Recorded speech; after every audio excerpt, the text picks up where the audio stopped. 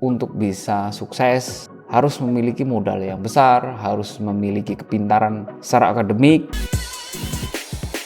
Oke teman-teman, di video kali ini saya akan sharing 3 cara bagaimana bisa sejahtera, bisa sukses secara finansial walaupun kita tidak memiliki gelar atau kepintaran secara akademik.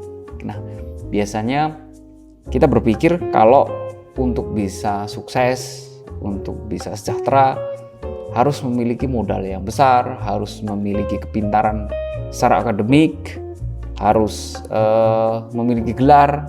Apalagi kalau kita melihat banyak sekali ya orang-orang yang terbukti sukses, terbukti berhasil karena mereka memiliki gelar dan memiliki kepintaran yang luar biasa.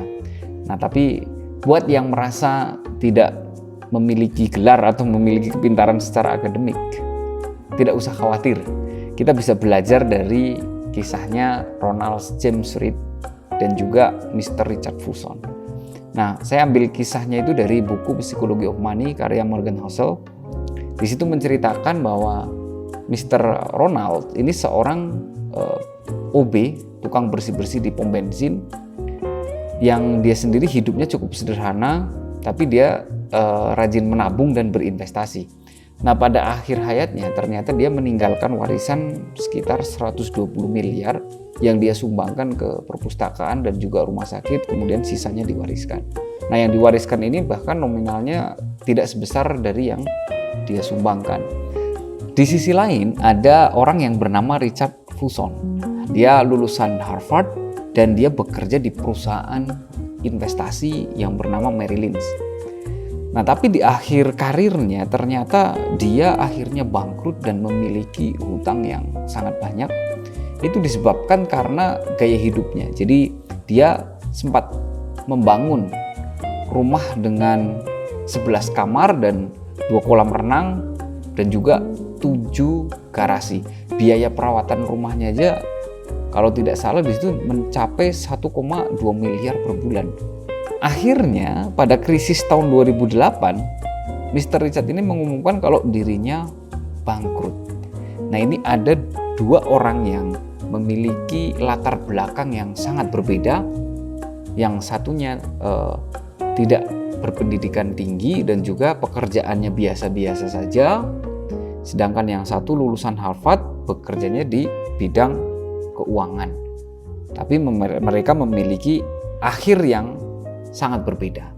Nah, dari sini ada 3 poin penting yang bisa kita pelajari dari kisah ini, yang bisa kita ambil hikmahnya. Yang pertama adalah ternyata perilaku soal uang itu jauh lebih penting daripada pengetahuan soal uang itu sendiri. Kenapa? Karena kalau kita lihat Mr. Richard ini kan dia bekerja di sebuah perusahaan investasi. Pengetahuannya soal uang ini sudah jauh lebih luas ketimbang pengetahuannya Mr. Ronald. Tapi Mr. Ronald ini tahu bagaimana cara memperlakukan uang yang bijak menurut dia sampai dia akhirnya bisa berinvestasi.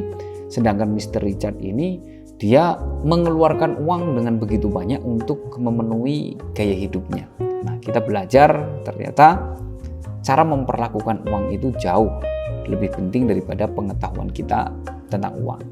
Nah, kemudian poin yang kedua yang kita bisa pelajari dari kisah mereka adalah mulai mempekerjakan uang walaupun dari sedikit. Nah, kalau kita lihat Mr. Ronald ini dia bekerja di pom bensin sebagai OB, otomatis dia tidak kemudian berinvestasi atau mempekerjakan uang dengan angka yang cukup besar.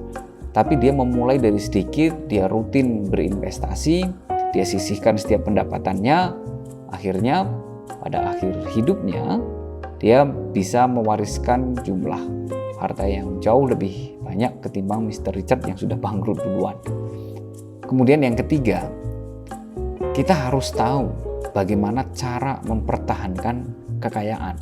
Nah, kalau kita lihat dari Mr. Richard, dia tidak tahu bagaimana cara mempertahankan kekayaan.